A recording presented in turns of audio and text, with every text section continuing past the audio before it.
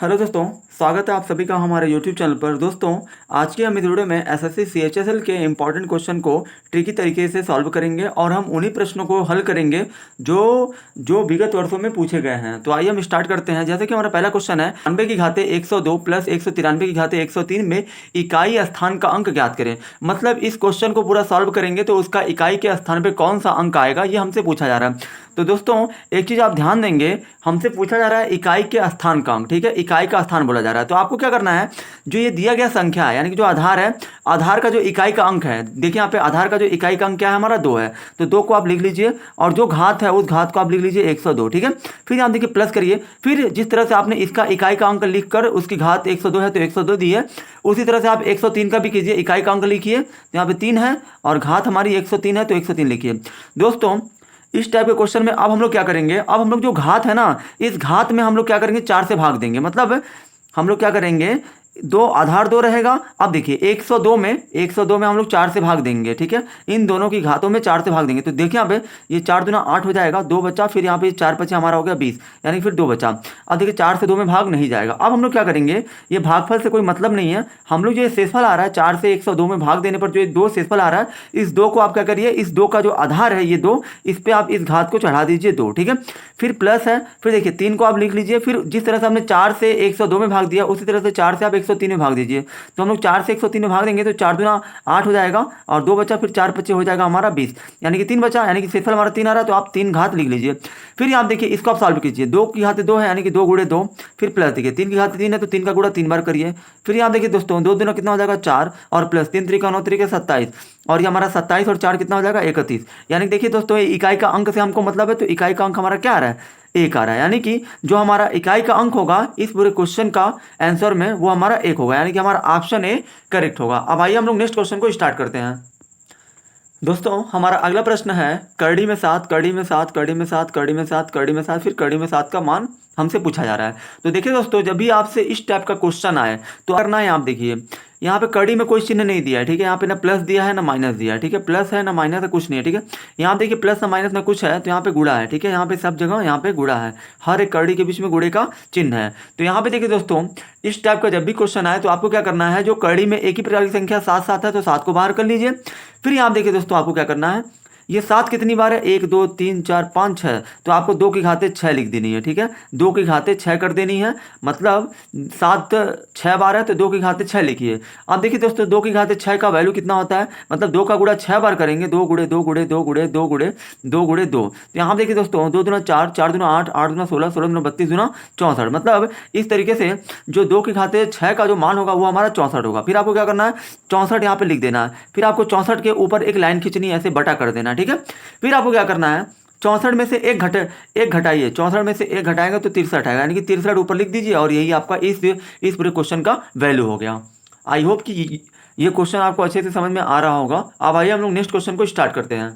अगला हमारा प्रश्न है दोस्तों, कड़ी में 4 प्लस कड़ी में 44 प्लस कड़ी में 1000। तो यहाँ पे देखिए दोस्तों, ये कड़ी में 4 प्लस कड़ी में 44। ठीक है, कड़ी में 44। फिर यहाँ देखिए दोस्तों, कड़ी में दिया हमारा, सॉरी यहाँ पे प्लस है 1000। ठीक है, तो दोस्तों आप सभी जानते होंगे कड़ी में 4, सॉरी ये हमारा कड़ी में है। ठीक है, 4 प्लस, फिर यहाँ देखिए कड़ी में कितना है 44 है, फिर यहाँ देखिए प्लस है तो प्लस। आप देखिए दोस्तों, 1000 का वर्गमूल कितना होता है, 1000 का वर्गमूल होता है 100। मतलब ये वाली कड़ी को हटाने के लिए हम लोग इस कड़ी में जो संख्या है उसका वर्गमूल निकालेंगे। तो यहाँ देखिए दोस्तों, 1000 का जो वर्गमूल यानी कि इस पूरे का जो वैल्यू होगा वो हमारा 100 होगा, यानी कि प्लस है तो प्लस रहेगा, 100 हो जाएगा। फिर आप देखिए यहाँ पे जो कड़ी में फिर हम लोग क्या करेंगे, 4 प्लस है, फिर यहाँ देखिए दोस्तों 44 और 100 कितना हो जाएगा हमारा 144। फिर देखिए दोस्तों, यहाँ पे ये हमारा 4 है प्लस 144 का वर्गमूल कितना होता है 12। फिर यहाँ देखिए दोस्तों, 4 और 12 कितना हो जाएगा 16, यानी कि 16 का वर्गमूल कितना होता है 4। यानी कि इस तरीके से इस क्वेश्चन का जो आंसर होगा वो हमारा 4 होगा, यानी कि हमारा ऑप्शन सी करेक्ट होगा। अब आइए हम लोग नेक्स्ट क्वेश्चन को स्टार्ट करते हैं। दोस्तों, हमारा अगला प्रश्न है, यदि किसी संख्या के 50% को 75 में जोड़ा जाता है तो परिणाम वही संख्या है, वह संख्या क्या है। तो देखिए दोस्तों, वह संख्या हमको पता नहीं है क्या है। ठीक है, तो हम लोग यहाँ पे मान लेंगे वह संख्या x है। ठीक है, कह रहा है किसी संख्या के 50%, यानी कि वह संख्या हमको मिल गई x। अब x का मतलब 50% है। ठीक है, x का 50% को x के 50% को 75 में जोड़ा जाता है, यानी कि इसमें ही जो है 75 को जोड़ा जाता है। ठीक है, तो संख्या वही प्राप्त होता है, यानी कि संख्या का वही प्राप्त होने का मतलब ये है कि संख्या वही हमको x प्राप्त हो रहा है। ठीक है, यदि किसी संख्या के 50% को 75 में जोड़ा जाता है, यानी कि x का 50% में ये 75 को जोड़ने पे संख्या वही प्राप्त है, यानी कि x है तो x ही प्राप्त हो रहा है। अब यहाँ पे देखिए दोस्तों, ये x है गुणे ये 50% को हटाने के लिए बटे 100 करते हैं और प्लस हमारा है 75 और बराबर है x। फिर आप देखिए दोस्तों, ये 50 गुना हो जाएगा 100, यानी कि 50 से कम 50, 50 गुना 100, यहाँ पे कुछ नहीं तो 1 है। फिर यहाँ देखिए दोस्तों, x का गुणा 1 में करेंगे तो x होगा, कम हो जाएगा 2 और प्लस 75। फिर यहाँ पे बराबर हमारा है x। ठीक है, अब देखिए दोस्तों, हम लोग क्या करेंगे, x वाले पक्ष को एक तरफ करेंगे, इधर हमारा x बटा 2 है, ये प्लस है लाएंगे इधर तो माइनस हो जाएगा और ये हमारा है 75। ठीक है, इसके नीचे 1 कर लेंगे, 2 1 का लसा होगा 2 और 2 से 2 भाग देंगे एक बार में, 1 का गुणा x में x माइनस, फिर आप देखिए 1 से 2 भाग देंगे 2 बार में, फिर आप देखिए दोस्तों 2 का गुणा x में करेंगे तो ये हमारा हो जाएगा, सॉरी ये हमने प्लस 75 को भेजा इधर तो माइनस हो जाएगा। फिर आप देखिए दोस्तों 1 से 2 भाग देंगे 2 बार में, फिर 2 का गुणा x में करेंगे तो माइनस 2x हो जाएगा और बराबर माइनस माइनस हमारा हो जाएगा 75। फिर आप देखिए दोस्तों, x में से माइनस नहीं होगा 2x तो उल्टा घटाएंगे तो माइनस x बटा 2 आ जाएगा बराबर 75, माइनस 75 और माइनस 75 के नीचे कुछ नहीं है तो 1 कर दीजिए और माइनस से माइनस कट जाएगा और x का गुणा एक में करेंगे तो x होगा और 2 का गुणा 75 में करेंगे, यानी कि मतलब तिरछा यहाँ पे गुणा किया गया है, x का गुणा 1 में x हो गया बराबर है तो बराबर, 2 का गुणा 75 में करेंगे तो 150 होगा, यानी कि हमारा जो हमारा आंसर होगा वो हमारा ऑप्शन डी करेक्ट होगा।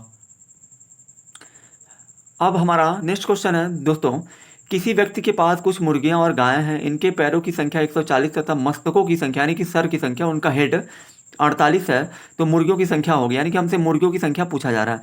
तो दोस्तों जब भी आपको इस टाइप का क्वेश्चन है तो आपको क्या कर लेना है, पैरों की संख्या को लिख लेना है, फिर आपको क्या करना है, पैरों की संख्या में आपको भाग देना है।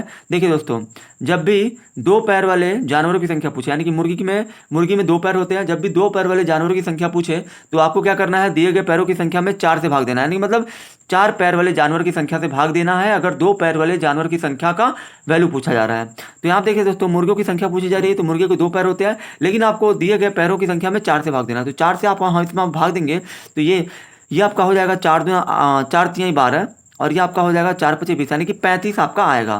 फिर आपको क्या करना है, अब आपको देखना है कि जो 35 आया है क्या ये सरों की संख्या से कम है कि ज़्यादा है।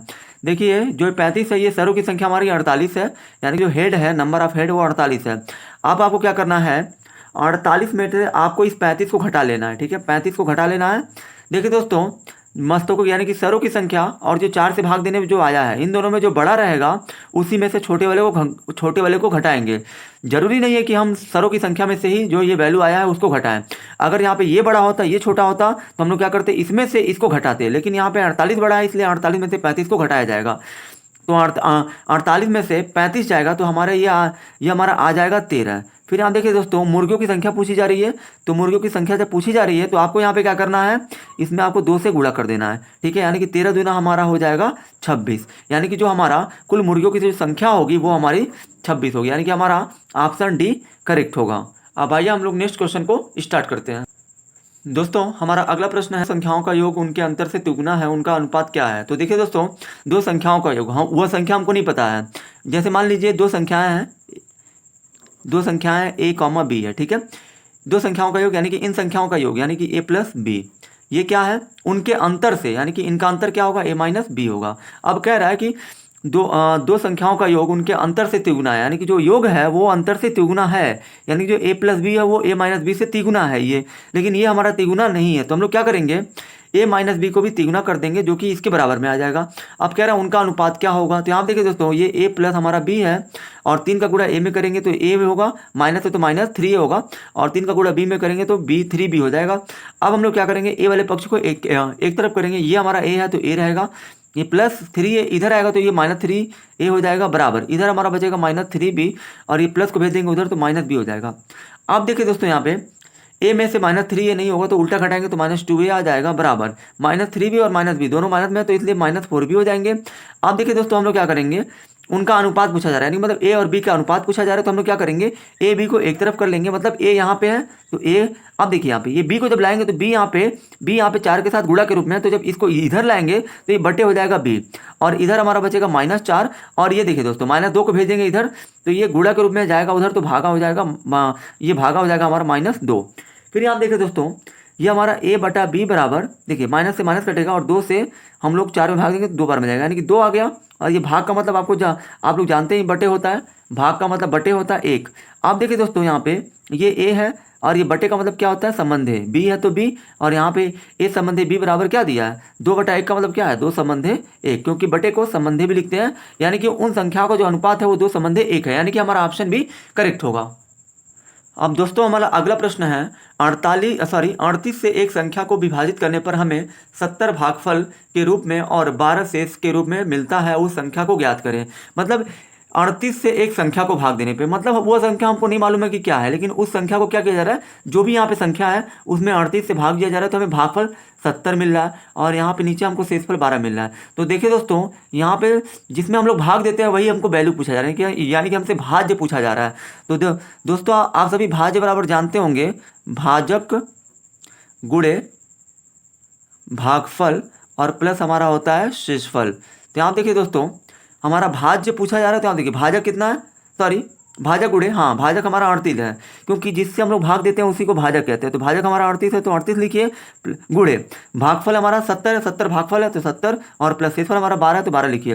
फिर आप देखिए दोस्तों पहले आप गुणा करेंगे, 7 8 होगा 56, हासिल 5 7 21 5 26 को पूरा लिख देंगे, 26 और 0 है तो 0 और प्लस 12 है, यानी कि 26 और 60 में 12 को जोड़ेंगे तो 2672 आ जाएगा, यानी कि हमारा ऑप्शन सी करेक्ट होगा। दोस्तों हमारा अगला प्रश्न है कड़ी में 0.0196 बटा k बराबर 0.2, तो k का मान क्या होगा। तो देखिए दोस्तों जैसा कि ये हमारा क्वेश्चन दिया गया है, ठीक है, जब तक ये करड़ी हटेगी नहीं तब तक हम इसको इसके आगे हल नहीं कर सकते हैं। तो हम लोग क्या करेंगे, इस कंडीशन में दोनों पक्षों का वर्ग करेंगे। तो यहाँ देखिए दोस्तों जब भी हम किसी करड़ी वाली संख्या का वर्ग करते हैं, जैसे कि ये पूरी संख्या करड़ी में दी गई है, तो हम लोग जब किसी भी करड़ी वाली संख्या का वर्ग करते हैं, जैसे दोनों पक्षों का वर्ग करेंगे तो करड़ी हटेगी, ठीक है। जब हम लोग देखिए किसी भी करड़ी वाली संख्या का वर्ग करते हैं तो करड़ी हट जाती है, और करड़ी हटने के बाद जो अंदर वैल्यू होती है उसी को खाली लिख दिया जाता है करड़ी को हटाकर। तो हमारा बटे में क्या हो जाएगा, और यहाँ देखिए दोस्तों 0.2 है तो 0.2 का जो वैल्यू होगा वो हमारा 0.04 होगा, ठीक है। आप देखिए दोस्तों मतलब 0.2 का गुणा 2 बार करेंगे, 0.2 में ही 2 बार करेंगे, 2 दुना होगा 4, 0 0 0 है तो यहाँ पे 4 0 0, दशमलव का स्थान 1 है, 1 है 2 हो गया तो 1 2। अब देखिए दोस्तों हम लोग क्या करेंगे, यहाँ पे हम लोग दशमलव को हटाएंगे, ठीक है।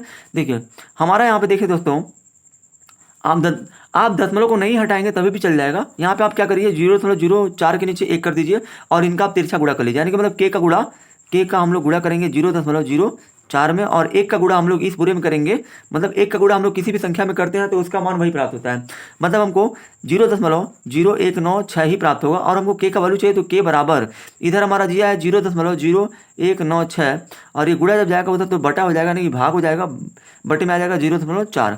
अब देखिए दोस्तों इनका हमको दशमलव हटाएंगे, ऊपर में दशमलव के बाद 4 अंक है, नीचे 2 अंक है, तो हम लोग क्या करेंगे दशमलव का स्थान बराबर करेंगे, ऊपर 4 है नीचे 2 है तो नीचे 2 जीरो बढ़ा दीजिए तो दशमलव का स्थान बराबर हो गया। और जब दशमलव का स्थान बराबर होता है तो दशमलव ऑटोमेटिक क्या होता है, हट जाता है, ठीक है। अब ये दशमलव हट जाए 400 लिखेंगे। अब देखिए दोस्तों 400 से हम लोग 196 में भाग देंगे, मतलब 196 में हम लोग 400 से भाग देंगे, तो यहाँ देखिए दोस्तों 400 से हमको भाग देना, 196 में भाग नहीं जाएगा तो जीरो लग के दशमलव बढ़ेगा तो 1 जीरो बढ़ेगा। अब देखिए दोस्तों 4 चौके हो जाएगा 16, 16 का मतलब ये है कि 9 में से 6 गया 3, 6 में 6 गया 6 में 0 गया 6 जीरो है, दशमलव ऑलरेडी है तो 1 जीरो बढ़ा सकते हैं, और 4 9 हो जाएगा 36, यानी कि इस तरीके से मतलब इसको 400 से 196 में भाग देंगे तो जो हमारी के की जो वैल्यू होगी वो हमारी 0.49 होगी, यानी कि हमारा आप हम लोग नेक्स्ट क्वेश्चन को करते हैं। दोस्तों हमारा अगला प्रश्न है 64 की घाते -2/3 गुणे 1/4 की घाते -2। तो देखिए दोस्तों पहले आप क्या करें 64 का अभाज्य गुणनखंड कर लीजिए। तो 64 का हम लोग अभाज्य गुणनखंड करेंगे तो 2 के रूप में 5 बार टूटेगा। फिर -2/3 घात 2/3 लिखिए। देखिए यहाँ पे 1/4 की घाते -2 है तो क्या करिए 4 को भेज दीजिए ऊपर, 1 को लाइए नीचे। तो नीचे 1 लिखने का कोई मतलब नहीं है क्योंकि किसी भी संख्या के नीचे 1 छिपा होता है। आप देखिए दोस्तों हमने क्या किया 4 को ऊपर भेजेंगे और जो 1 को लाएंगे नीचे, एक तो नीचे नहीं लिखेंगे लेकिन 4 को ऊपर भेजते हैं और जो 1 को नीचे भेजेंगे तो इसकी घात माइनस से प्लस में हो जाएगी, यानी कि जो हमारी घात -2 है वो +2 हो जाएगी, यानी कि खाली 2 हो जाएगी।